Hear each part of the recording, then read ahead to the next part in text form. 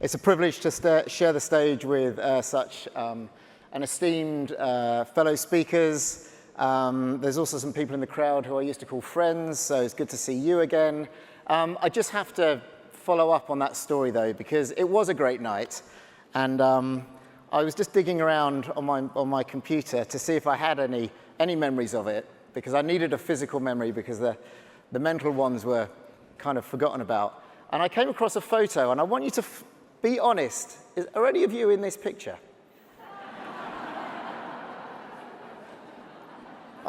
Because this was straight after David Beckham had pushed a penalty over the crossbar and Portugal had knocked us out, and we were enjoying the festivities of Lisbon. And we were walking across the street, and this car came towards us, and there are 8 people in it. And I'd also like to point out from the last panel, this lady here is not wearing her seatbelt. So I'm presuming that the buzzer on her car didn't work. Anyway, I did have one abiding memory, which was we all became Portugal fans, and I swapped my England shirt for a Portugal scarf. So I will wear that with pride. I knew that would work. I just knew that would work.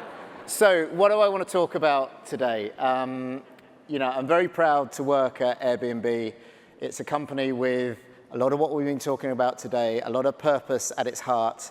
We're a 10-year-old business. We have about 6 million places to stay around the world, which is quite a few, including more than 20,000 in Lisbon. I'm staying in a lovely one right now, one of our Plus listings. We have more than 25,000 experiences, so we're not just homes to stay in, but we have lots of experiences to do as well on the platform. Just yesterday, we announced we'd hit a new landmark, which was we just had our 500 millionth guest pass through our doors and hosted by one of our amazing hosts. And the hosts, people like you and I, who just open up their homes, welcoming strangers, since we started have earned more than $65 billion in income. So that's making a dent. That's making a disruption in an industry. We have something for everybody. I took the liberty of seeing what we had for people here. Sil, we have a really nice bar crawl in Lisbon, which I thought you might want to go on. It's offering up all sorts of local drinks and spirits, so you may want to see if there's any craft drinks for you to get there. Looks like it's popular. There's 190 people have booked it, so you guys all like a drink. That much is obvious. We have 2 presidents here, Raja and David. This is actually a home that you can stay in Virginia in America, where George Washington, one of the founding presidents of the US. So if you're ever in Virginia, you can go and stay in a president's house. Now I'm going to segue a little bit to a great British export, the Spice Girls. Why do I put up the Spice Girls? I know it's hot on this stage, but I'm going to keep this scarf on. I have been in marketing for as long as the Spice Girls have existed, and I kind of benchmark my career by the Spice Girls. You know, I've kind of been in and out. I've been sporty, I've been spicy, I've rarely been nice, and I've definitely never been posh. But I've been in this industry for 25 years now. I've had the privilege, as we all have, to work in this industry through unbelievable technological disruption. And I think it's been the greatest gift that we could have as marketers, to work in an era in which the work we do is so disrupted, and our work has never been more important or never more under the microscope. I've worked in companies like Unilever and with Coke, who use technologies to sell more products. I've worked in publishing and education, where the business models are being fundamentally disrupted by technology. And now, as I say, I have the privilege to represent a company that is at the very heart of what technology is bringing to society. What I'd like to do is call out 4 areas where I see the challenges and the conversation that we have around the industry remains exactly the same, but the way in which we approach it has radically altered. I'm going to talk through each 4 of them, and I'm going to talk about what I saw when I first started, where I think we are now as an industry, and then just give you a little sense of how we do things at Airbnb. So the first thing that hasn't really changed is a hunger for cultural relevance. We all want our brands to be famous. We all want to get the coverage. We all want to spend $1 and get $100 worth of free PR off the back of it. That hasn't changed. When I started my career back in the UK, it was really a golden age of advertising in the 90s. We had famous campaigns for a fizzy drink called Tango, where a big fat guy who was orange would run around streets and slap people around the face. You wouldn't be allowed to get away with that now. The media was full of coverage of stunts of brands that were pulling off audacious moves, like projecting naked ladies on the side of our Houses of Parliament. You know, the briefs that clients were giving out to agencies was make me famous, get me in the press. Moving on, what's happened? Well, funnily enough, the platforms that we now fund are the most valuable brands on earth. So I don't know how that's happened, but the brands that we're paying to make famous aren't as famous as they used to be. And the companies that we're paying to make our brands famous are actually the most valuable brands in the world. So there's some sort of perversity in that for me. So what about for Airbnb? Well, how do we bridge that divide? How do we make sure that we are a brand that is and remains woven into popular culture? And it's much more about cool advertising. It's so much more than advertising. The ads for us are just one gateway into our product, into our company. So I just thought I'd give you a few pointers as to some of the things that I think we've done. And honestly, if I could capture this and put it in a book, I would. But this is my take on it. I think the first thing we've done as a company is we've solved a real problem in a new way. So the problem of finding accommodation. And yes, there are lots of places where you can find accommodation, but we took a different approach to it. This is one of the earliest versions of Airbnb when we were called Air Bed and Breakfast, and it was just a San Francisco-based product. So the product has obviously moved on significantly since then. But it was an idea that our founders thought was going to work, to get strangers to stay in other people's houses. Not everyone believed that. And so they really had to fight for that idea to make it a mainstream opportunity. And one of the first things they had to do was to get support, was to get funding for the business. And so when Airbnb was starting to get its momentum together, they went to the Democratic National Convention, which was being hosted in a big US city. And to fund the business, to bootstrap the business, they created Cap and McCain's cereals and Obama O's cereals, and they sold those to people going to the Democratic and Republican national conferences. The point of that is you've got to fight. You've really got to fight. If you believe in your idea, you have to go to the ends of the earth to make sure that you see success for that idea. I guess another principle is from the very earliest stages, and we've talked a lot about this today, know what you believe in and know what you're against. And I think over the last 10 years, we're one of the businesses that I'm very proud to say really gets what it stands for. We know what we believe, and I'll talk a bit more about our mission soon. And we also know what we're against. And that allows us to do things which aren't advertising, but they bring our story to life and they help us remain a relevant business.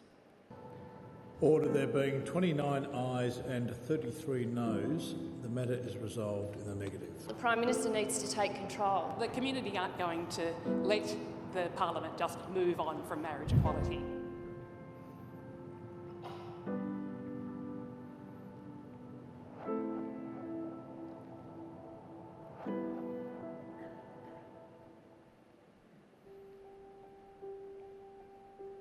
It's broken here in the middle. Well, the ring itself is very symbolic to me because it shows that there's something missing. And I guess the piece that's missing is the acceptance. I'll wear this ring until my sister can belong. Until my cousin. My mother. My mate. My brother. Until we all belong.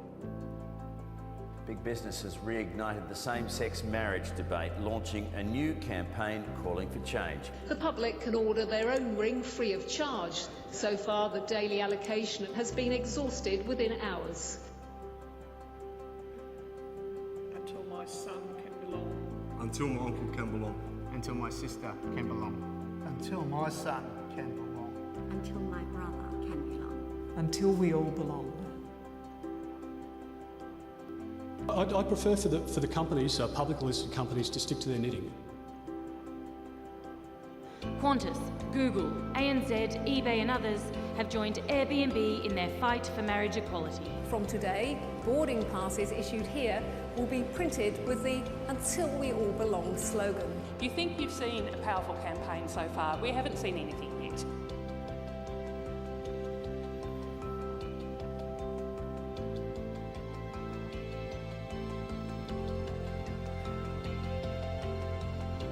You're not a weak person if you stand up and say, I'm different. And I would happily speak as a proud father at my son's wedding.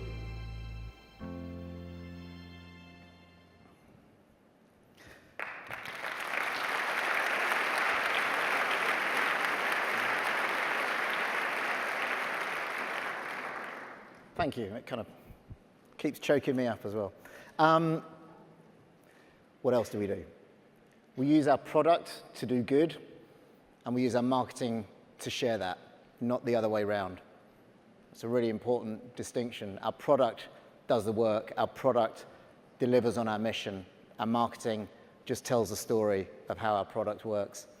Another example that we've just launched is to help rejuvenate a village in Italy that has struggled with lots of people moving out from it, and it leaves homes which are empty in a community which is increasingly broken. So how do we use our product for good?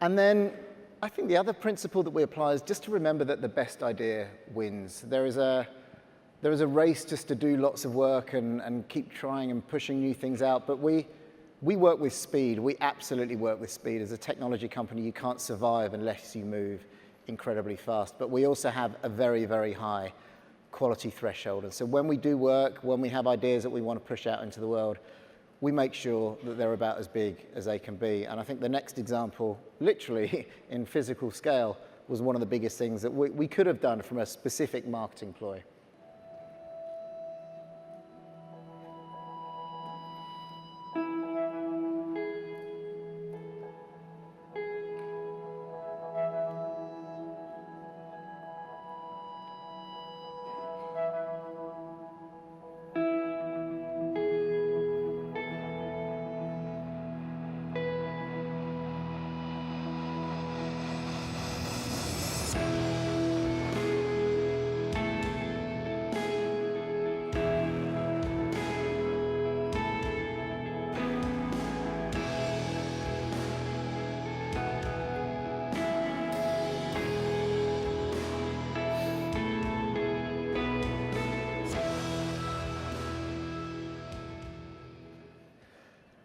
What happens when you put all that together? What happens when you continually support something that you believe in? What happens when you permeate that throughout your business and have your product and everything you do focused around your mission? What happens when you keep doing cool things and putting it in front of people? Well, that's when you maintain a level of cultural relevance, which people were aspiring to from as long as I've been in advertising. And I don't think there's any better example and any higher bar of being culturally relevant than featuring on The Bachelor. We have something special still. It's just not working out for me, and I think it'll be best for us to slowly part ways.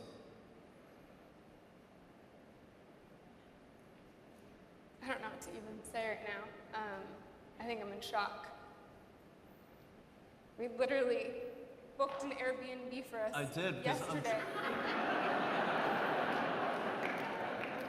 We have something special.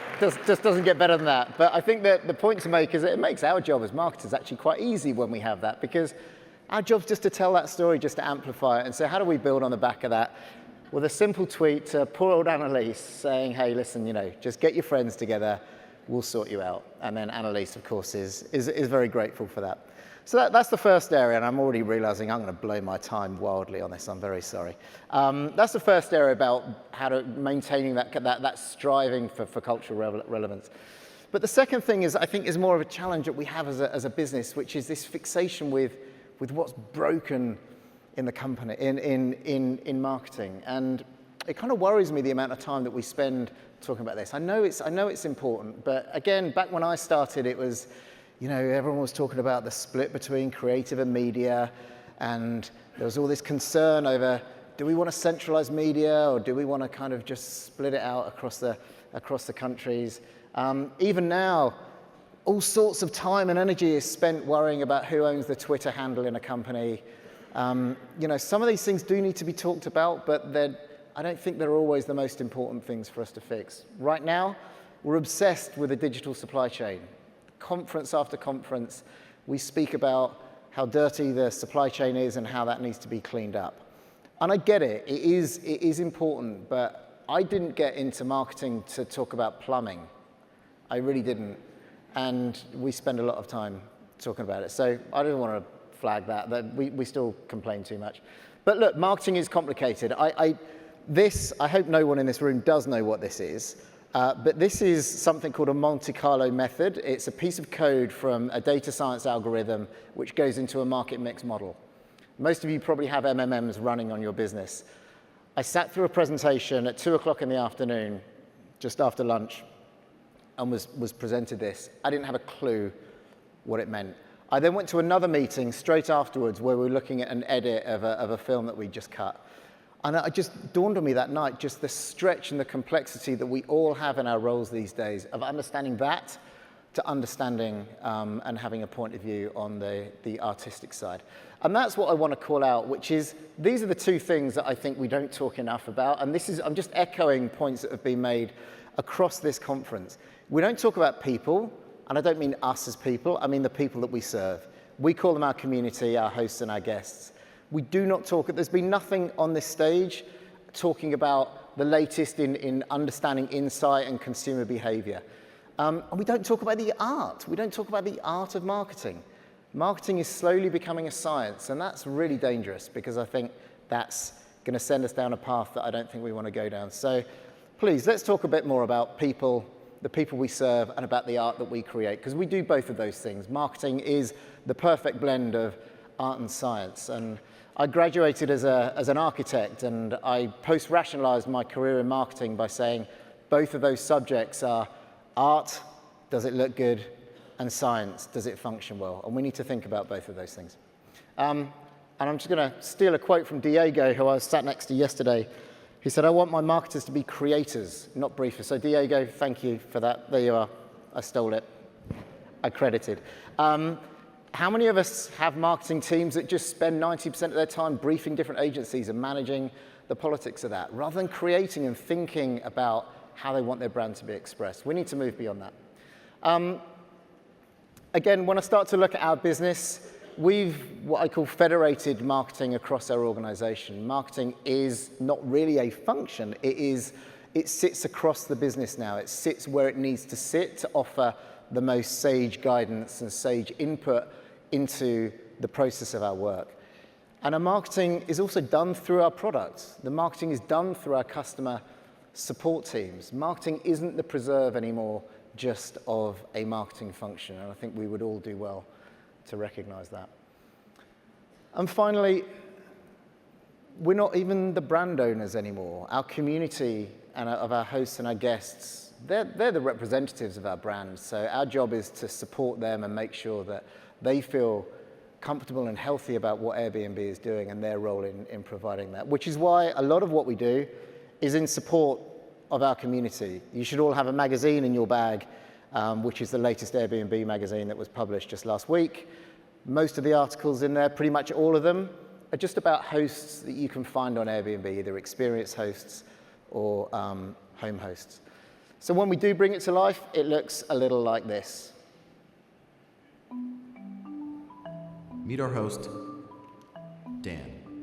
Some people think that I'm eccentric. I think I'm probably eccentric. Dan had an idea. No, a passion. And he built it. It's called Danville. And he's the mayor. Meet his wife, Debbie. She's the sheriff. I am the sheriff. There's a treehouse, a yurt, an airplane hangar, and even an alpaca farm. Meet Gwynnie and Sir Wayne. Yes. Dan is an inventor. He has 23 patents. Dan invented the automatic paper towel dispenser. But we had little signs that showed you how to put your hands under because nobody knew what to do. Dan likes to build things, like a city, that has a door. It has an inn, a pub, a photo booth, and a disco ball. A door that doesn't look like a door. Danville has an awe factor with it. Dan's built a treehouse with a Murphy bed, a bear, a love note, a map, and a jacuzzi. It's made of a jet engine. I have a hot tub that says, oh wow, that's a jet engine. There's also an elevator. There are a lot of things to do in Danville. You can fly a plane, ride a gyrocopter, go-karts, bikes, segways, and Dan gives really great lessons. Adding a little weight to your toes, and a little weight to your heels, a little weight to your toes. But most of all, Dan loves to host. Every day that you do something interesting, meet some interesting person, or do something, you write it in your book. I get the opportunity with Airbnb to add many pages to my book every day. We love Dan.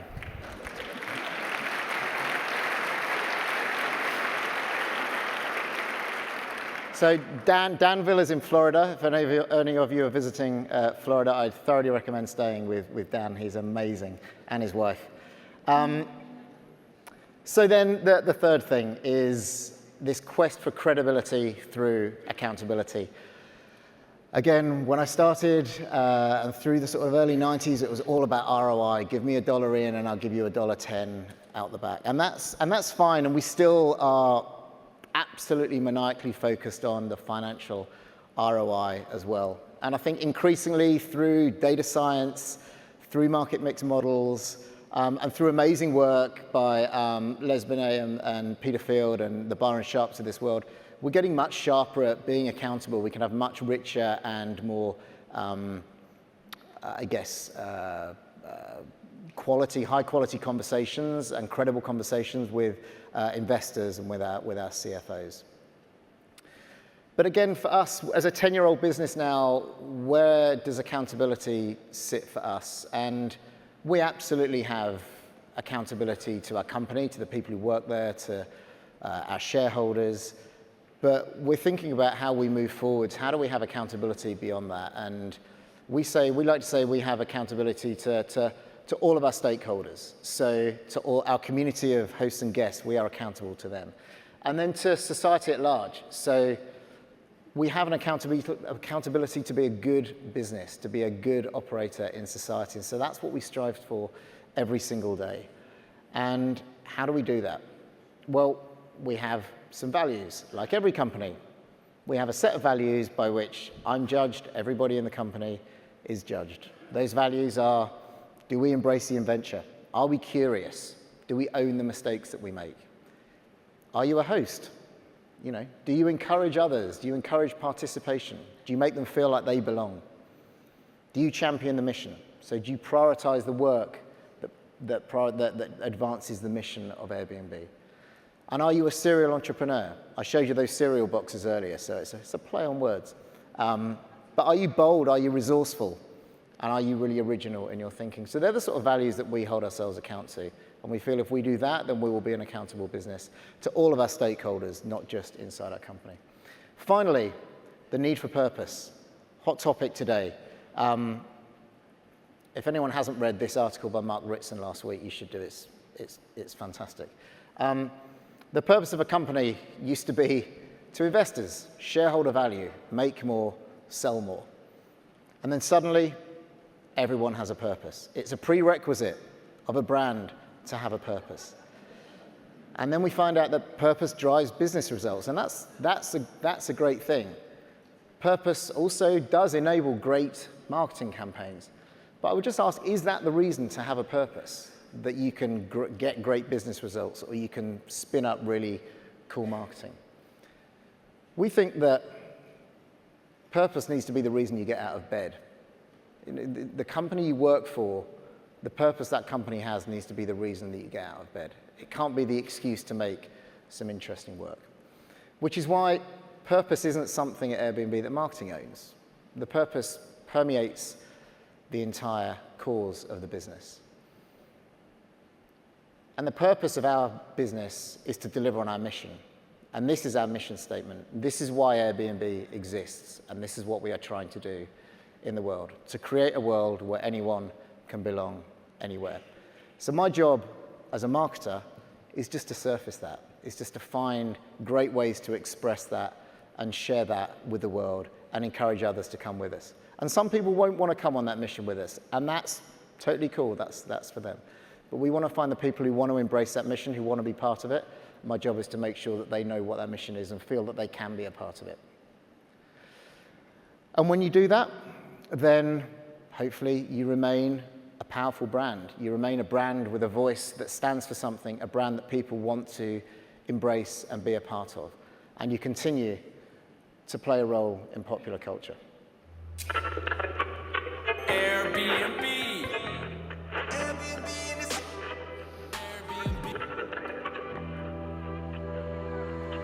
Anyone here use the app Airbnb? It's a really interesting idea. Airbnb. Airbnb. Airbnb. Airbnb. I live here with Franny.